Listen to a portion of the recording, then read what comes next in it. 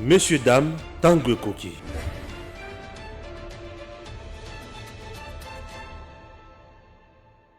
Afrique en particulier, de soutenir le programme d'accélération de l'adaptation en Afrique, AAA en sigle, dirigé par le Global Center Adaptation et la Banque africaine de développement, programme qui entend mobiliser 25 milliards de dollars américains en 5 ans pour aider l'Afrique à supporter le choc des changements climatiques. Ainsi, au-delà des proclamations de foi et de bonnes déclarations d'intention, la relance de l'économie mondiale sera une réalité pour tous et la solidarité internationale aura un contenu palpable, notamment pour les peuples africains. Monsieur le Président, Mesdames et Messieurs les chefs de délégation, l'Afrique n'a pas besoin d'aumône. Elle se bat pour conquérir des espaces de liberté et d'action dans un monde toujours en compétition afin de se forger un destin meilleur et d'apporter davantage sa contribution au progrès général de l'humanité. L'Afrique a besoin de partenariats constructifs et gagnant-gagnant pour mettre en valeur ses fabuleuses richesses naturelles, se doter d'infrastructures de développement et améliorer les conditions de vie de ses populations. À l'évidence, l'atteinte de ces objectifs exige des institutions démocratiques fortes et stables, des politiques publiques adéquates, la bonne gouvernance et l'intégration régionale. Ni les capacités, ni le dynamisme des populations, et encore moins les ressources naturelles, ne font défaut à l'Afrique pour ce faire. Globalement, les progrès substantiels ont été accomplis au cours de ces deux dernières décennies en termes de consolidation des processus démocratiques, de croissance économique et de lutte contre la pauvreté, en dépit de la contrariété impitoyable des relations internationales ainsi que des conséquences néfastes des changements climatiques. Cependant, le fléau de l'insécurité provoqué par les cohortes de terroristes, de groupes armés, de mercenaires et de criminels de tous bords met à mal la stabilité institutionnelle de nos jeunes démocraties et annihile les efforts de nombreux dirigeants africains pour développer leur pays. En effet, si la lutte contre Daesh a remporté de victoires incontestables au Moyen-Orient, plus précisément en Irak et en Syrie, en Afrique par contre, l'AQMI et autres groupes affiliés à Daesh gagnent du terrain chaque jour davantage. Le Mali, le Niger, le Nigeria, le Cameroun, le Tchad et le Burkina Faso subissent régulièrement les attaques meurtrières de Daesh et des djihadistes de Boko Haram. Depuis 2017, le nord-est du Mozambique est victime d'attaques armées récurrentes des salafistes djihadistes de Ansar al-Sunna qui ont déjà causé au moins 2600 morts.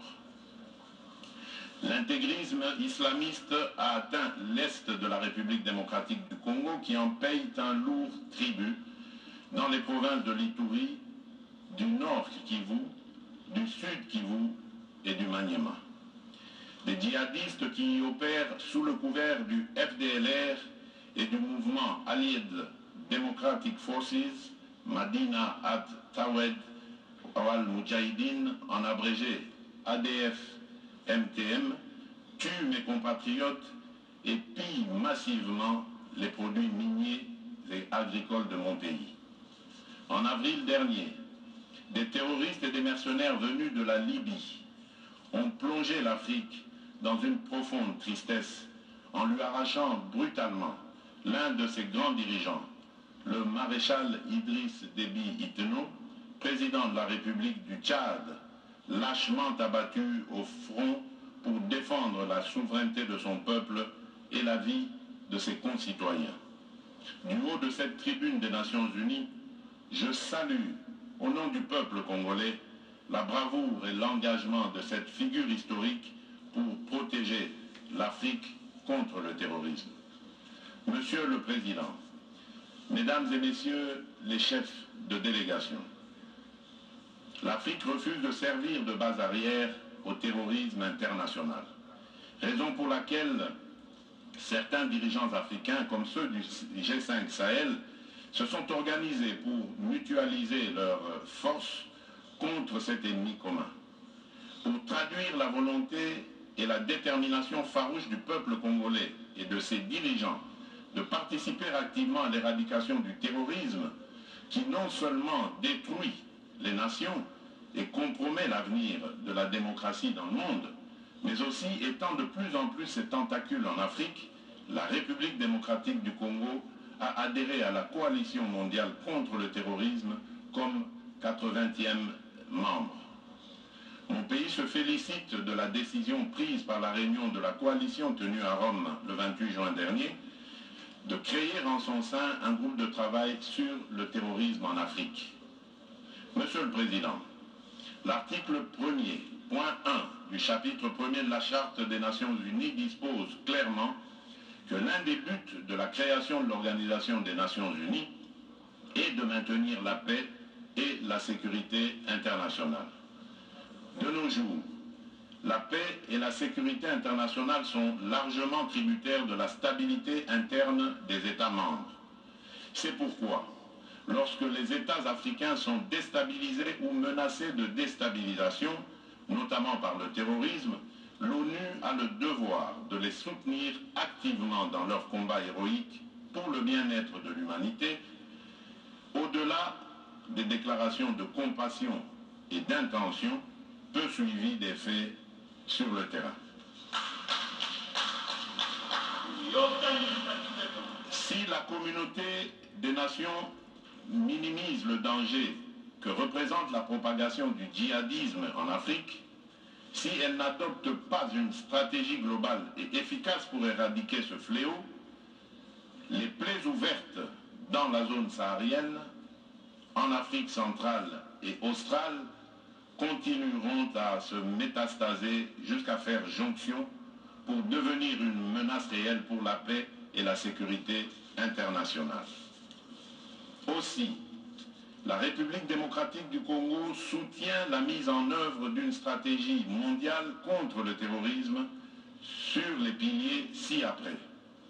L'adoption des politiques sécuritaires concertées, le renforcement des moyens des États, notamment par la mutualisation des ressources et l'échange d'informations sécuritaires, le respect des droits de l'homme et la prévention.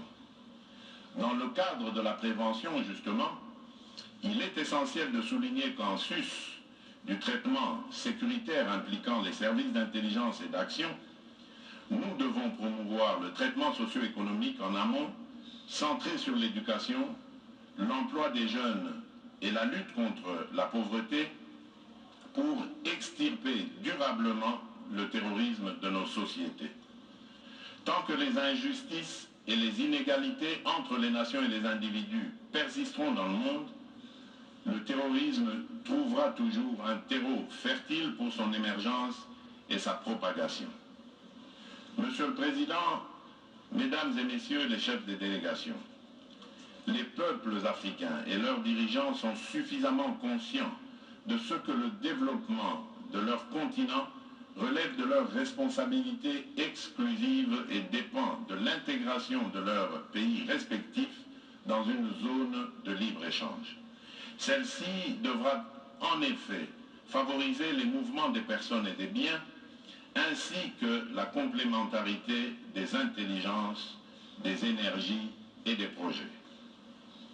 La création de la zone de libre-échange continentale africaine, la ZLECAf en sigle, procède de cette prise de conscience de la volonté des Africains de consolider leur indépendance économique et d'un impératif de développement de l'Afrique dans un monde où les pauvres n'ont droit qu'à la commisération et au mépris.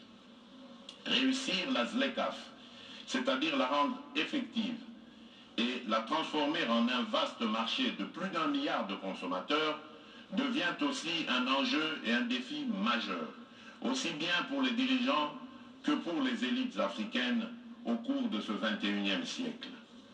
En République démocratique du Congo, nous sommes convaincus que l'Afrique gagnera cet enjeu et relèvera ce défi puisqu'elle en a les moyens et la détermination.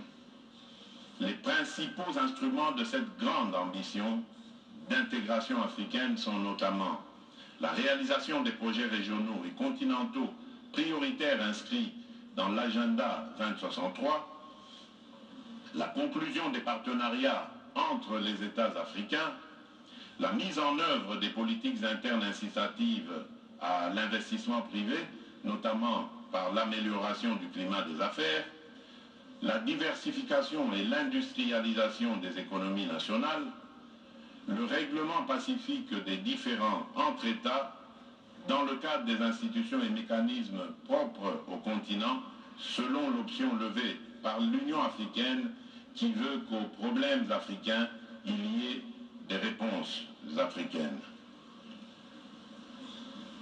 C'est sur base de cette option de la charte de l'ONU et du principe de subsidiarité que depuis mon accession à la présidence en exercice de l'Union africaine, je m'emploie à faciliter le règlement du différend qui divise l'Égypte, le Soudan et l'Éthiopie sur l'opérationnalisation du grand barrage de la Renaissance éthiopien, construit par cette dernière sur le Nil bleu. À cet effet, j'ai pris des initiatives suivantes. L'organisation de négociations de Kinshasa en avril dernier et les consultations directes avec les plus hautes autorités des trois pays par moi-même lors de ma tournée diplomatique du mois de juin dans leurs capitales respectives. Cette démarche a permis d'identifier les quelques points qui nécessitent encore une harmonisation entre les parties pour conclure un accord juste et contraignant, prenant en compte les intérêts de chacune d'elles et favorisant un climat de confiance mutuelle indispensable pour que ce grand barrage devienne un instrument d'intégration économique régionale et de solidarité entre l'Éthiopie, l'Égypte et le Soudan. Ces points ont été communiqués aux trois pays et dans un proche avenir, les discussions vont reprendre. Je demeure confiant, car non seulement les dirigeants des trois pays sont déterminés à régler leurs différends par le dialogue dans le cadre de l'Union africaine, mais aussi ils ne cessent de renouveler leur confiance en la facilitation de l'Union. Je saisis cette opportunité pour les en remercier et rassurer les observateurs ainsi que tout État ou institution accepté par les partis que leur accompagnement sera le bienvenu. Monsieur le Président, ces derniers temps, des crises politiques ont éclaté dans quelques États en Afrique. Ces crises ne peuvent pas occulter les énormes progrès accomplis par la majorité des pays africains en matière de démocratie et de bonne gouvernance. Je voudrais rassurer la communauté des nations que le processus de démocratisation reste irréversible en Afrique. Les soubresauts du moment ne sont que les avatars d'un processus démocratique laborieux, certes, mais qui se construit avec le temps et pierre par pierre. Les peuples africains ne toléreront plus de régime militaire ou autocratique. C'est ainsi que le peuple congolais poursuit sa noble et exaltante lutte contre la dictature, l'autocratie et les antivaleurs qui structurent encore notre agir. Dans ce cadre, dès mon accession à la magistrature suprême, j'ai entrepris des actions et des réformes politiques et économiques profondes. Je me suis farouchement opposé à toute velléité de perpétuer le règne des antivaleurs fondées sur la prédation et les violations des droits humains, ce qui a conduit aux ajustements institutionnels de décembre 2020 et du premier trimestre 2021 à la grande satisfaction de mes compatriotes qui n'ont jamais cessé de réclamer le changement radical de la gouvernance de notre pays. Au plan économique, la République démocratique du Congo est entrée en programme avec le Fonds monétaire international au mois de juin dernier et bénéficie de l'assistance de la Banque mondiale pour réaliser de grands projets sociaux et des infrastructures de base. À la faveur de la mise en œuvre de réformes courageuses, la croissance économique s'est accélérée pour dépasser les 5% l'an, l'inflation s'est décélérée et la monnaie nationale, le franc congolais, s'est stabilisée sur le marché d'échange. Puisque l'amélioration des recettes internes est une de nos priorités, et le gouvernement de la République démocratique du Congo conduit, depuis mon avènement à la tête du pays, une politique rigoureuse de lutte contre la corruption, les détournements de deniers publics et l'impunité. Les résultats sont déjà perceptibles avec l'augmentation substantielle de recettes depuis le second trimestre de cette année. Par ailleurs, nous ne cessons de sillonner l'Afrique et le monde pour réchauffer la coopération multilatérale et bilatérale et inviter les investisseurs en République démocratique du Congo afin de créer des richesses et des emplois en faveur de notre jeunesse. Aussi, le gouvernement de la République a-t-il déjà conclu des accords de partenariat avec plusieurs pays et groupes d'investisseurs privés. Nous sommes déterminés à raffermir davantage ce retour de la confiance en notre pays. Cependant, une lourde hypothèque pèse sur ces acquis encourageants et risque d'entraver la marche victorieuse du peuple congolais vers son bien-être. C'est l'insécurité au nord-est de la République démocratique du Congo, en proie depuis 2 décennies à des attaques meurtrières et aux razzias récurrentes d'une multitude de groupes armés au sein desquels se trouvent des terroristes islamistes. Il n'est un secret pour personne que ces attaques ont causé des milliers de morts et de déplacés, des viols de femmes et des violations massives des droits de l'homme. Face à la persistance de ce cancer qui mine le pays au nord-est et aux difficultés rencontrées par les troupes de la mission des Nations Unies pour la stabilité du Congo, sur le théâtre des opérations, j'ai décidé de proclamer, conformément à l'article 85 de la Constitution, l'état de siège pour mettre fin à l'insécurité dans une région stratégique de la République démocratique du Congo. En vertu de ce régime constitutionnel d'exception, les forces armées de la République assument la totalité de la responsabilité de la gestion administrative et sécuritaire des provinces concernées, en même temps qu'elles mènent des opérations militaires. Grâce à l'état de siège, des avancées importantes ont été réalisées, notamment la neutralisation de plusieurs centaines de miliciens, les redditions de nombreux éléments de ces groupes armés, la récupération d'armes et de munitions par les forces armées de la République, le démantèlement de plusieurs réseaux de trafic illicites d'armes, de munitions, de minerais et de ravitaillement des groupes armés en produits divers.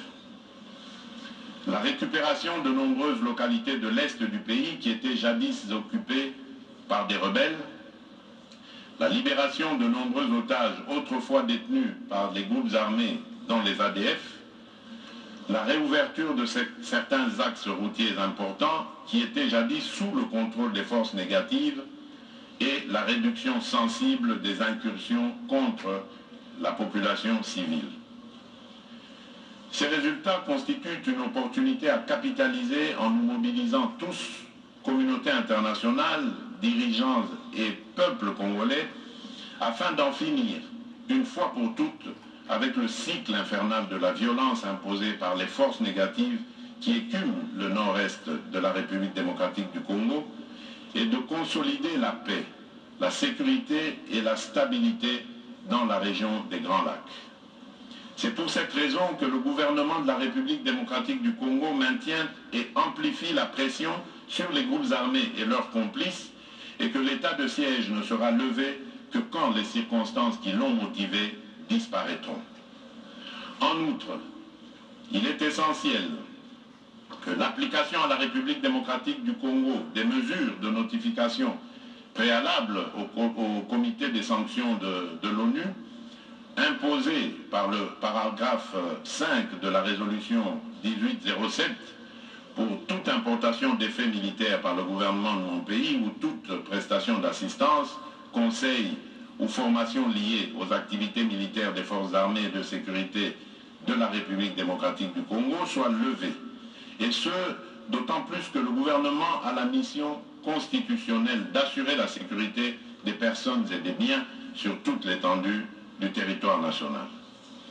Des sanctions sévères et exemplaires soient prises contre tous les réseaux mafieux, qu'il s'agisse de pays de transit ou de destination, ou encore contre les multinationales qui exploitent illégalement les minerais de mon pays et alimentent en échange les groupes armés en armes et munitions, pérennisant ainsi le conflit en République démocratique du Congo et dans la région des Grands Lacs. Le retrait de la MONUSCO soit progressif, responsable et ordonné conformément à la résolution 2556-2020 du Conseil de sécurité de l'ONU.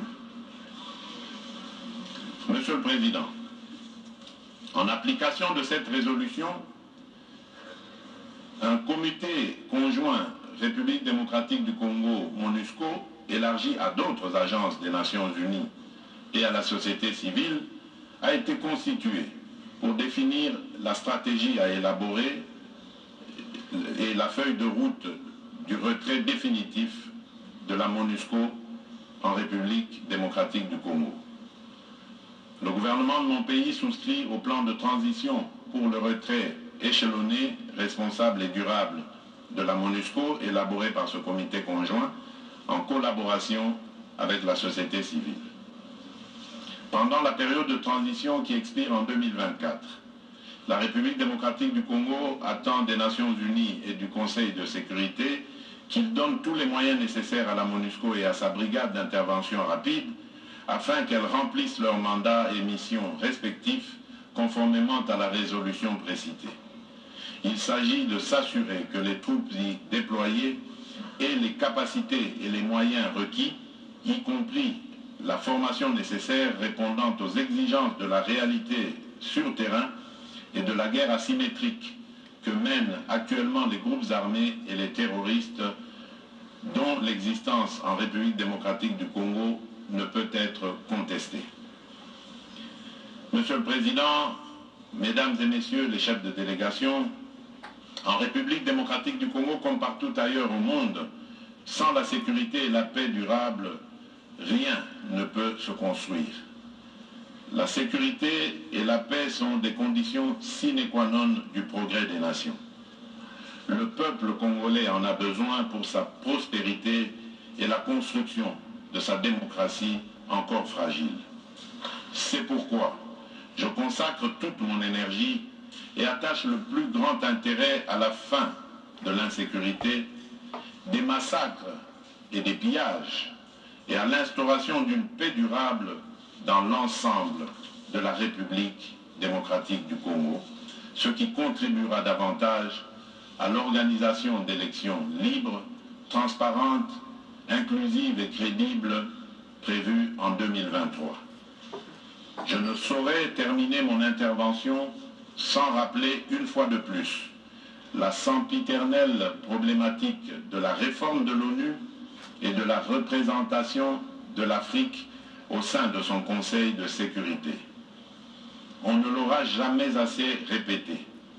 Il s'agit d'une question d'efficacité de l'ONU et de justice à rendre à un continent, mieux à un pan entier de l'humanité dont le rôle ne cesse de s'accroître chaque jour davantage dans la conduite des affaires internationales.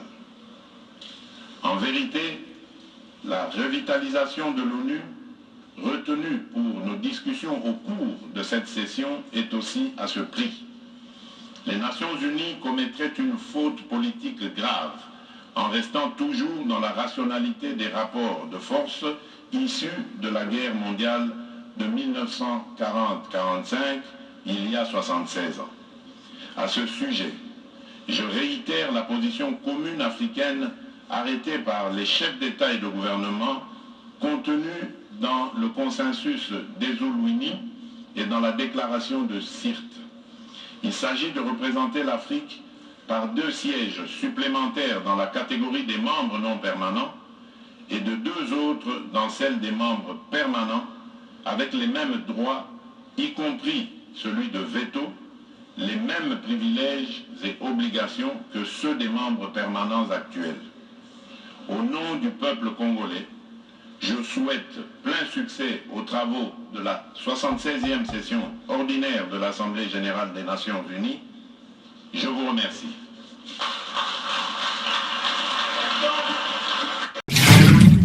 J'ai toujours été admiratif du chef de l'État et son élégance.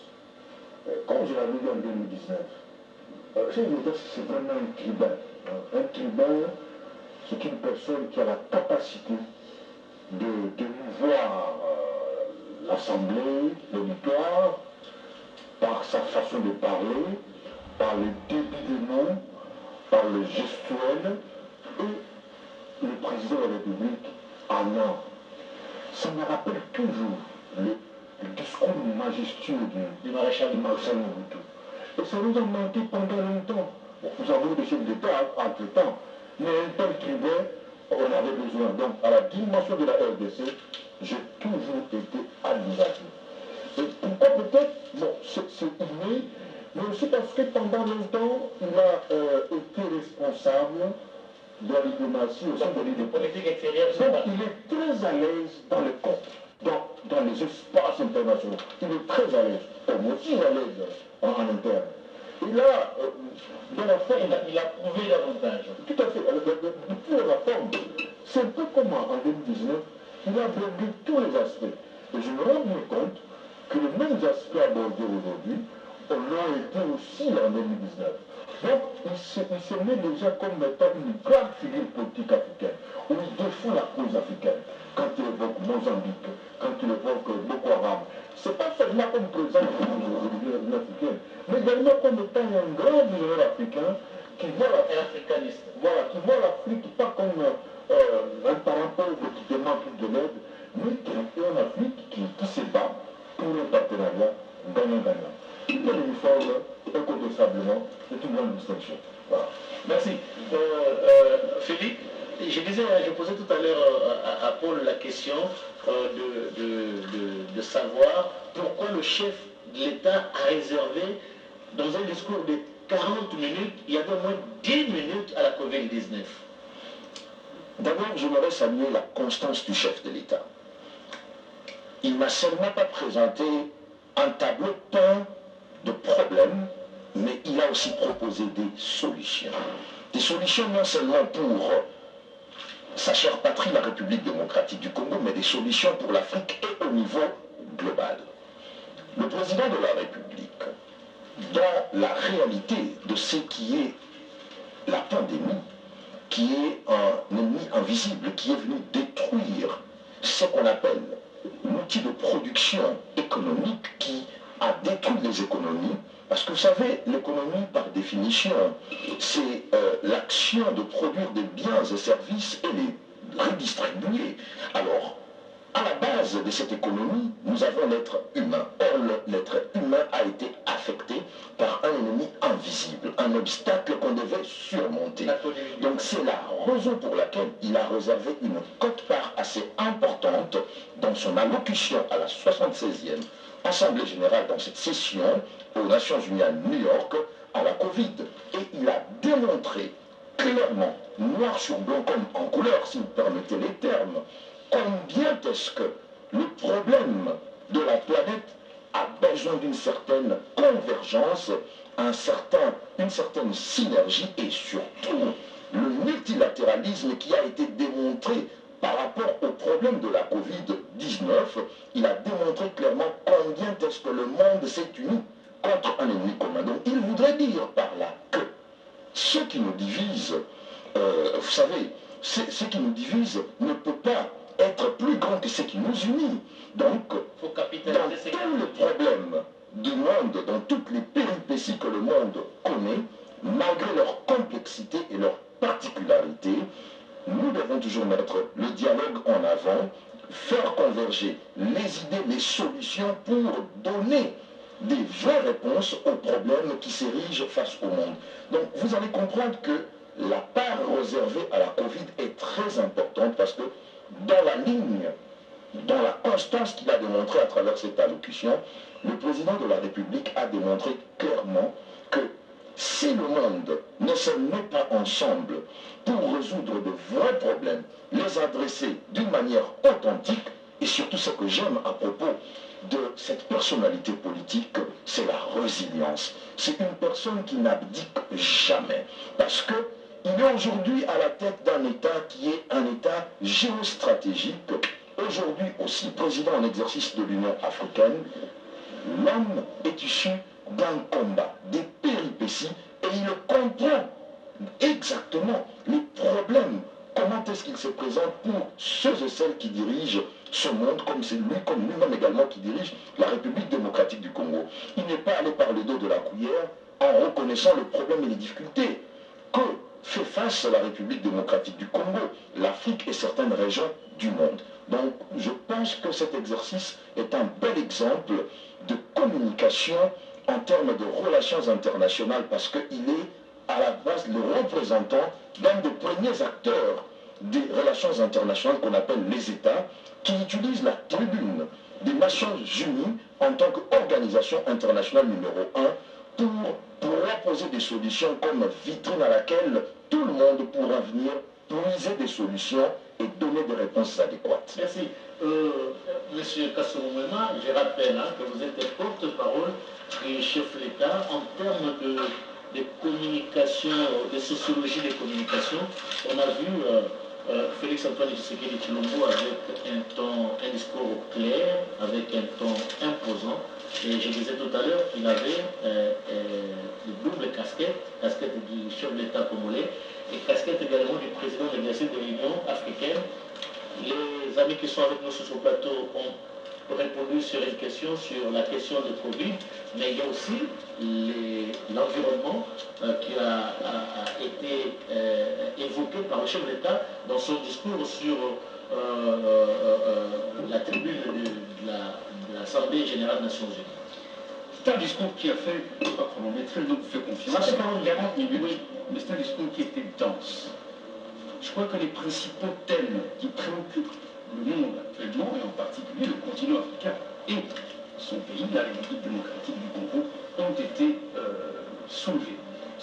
Et j'ai bien aimé, comme nous disent les prédécesseurs, non seulement le président a posé les problèmes, mais il a également annoncé les solutions qui peuvent être mises en commun. J'ai particulièrement aimé une expression qu'il a utilisée, la communautarisation des moyens.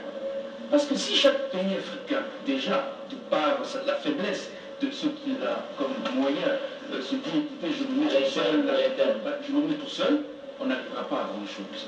Il a souligné cet impératif, que ce soit pour la mobilisation des ressources financières, que ce soit pour la lutte contre le terrorisme. Ce fléau qu'il a dépeint, et il a montré combien ce terrorisme est en train de déstabiliser les gouvernements en Afrique, au risque de déboucher sur véritablement une sorte de j'allais dire balkanisation, mais on risque de le prendre uniquement, c'est trop dit, on risque de le prendre uniquement pour la République démocratique du Congo. Il a parlé du réchauffement climatique. C'est un thème dont nous avons on a évoqué ça sur la discussion. Oui. Le réchauffement climatique, c'est vrai que nous n'avions toujours pas mesuré la portée de cette question. Et le président de la République a rappelé un certain nombre d'éléments avec des chiffres. Il a appelé au soutien du programme d'adaptation de l'Afrique pour supporter le choc parce qu'il y a un choc. Et puis il dit, une phrase que j'ai retenue. L'Afrique n'a pas besoin de monde, mais elle a besoin d'apporter sa contribution au partenariat constructif gagnant-gagnant. Naturellement, cela suppose que on va favoriser la bonne gouvernance, mais je crois que si vous avez bien vu la structuration de son discours, il terminait sur la République démocratique du Congo, parce qu'il a commencé par comme simplement montrer la commune. Il a parlé de l'Afrique, notamment des grandes organisations financières, et puis il termine sur le Congo.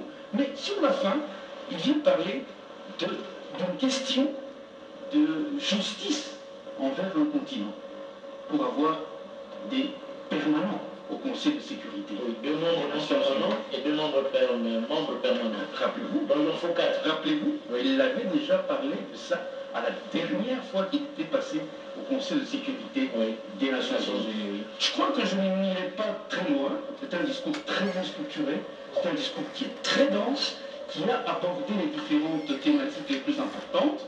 Et ma foi, chacun aura retenu quelque chose d'important de ce discours. Nous aurons l'opportunité certainement dans d'autres éditions plus élaborées de revenir sur chacune des thématiques que le président de la République a abordées. Je vais peut-être quand même terminer par la question de l'embargo sur les armes. Nous sommes un pays post-conflit, nous sommes un pays qui est convoité, qui est, plus ou moins envahi, mais nous sommes frappés par un embargo sur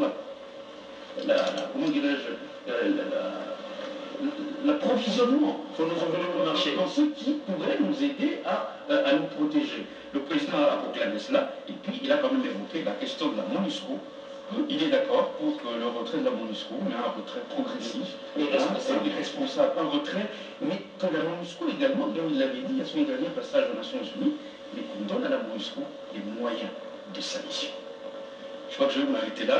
J'espère que c'est marrant. L'INSEQ a occupé également une place de choix dans le discours du...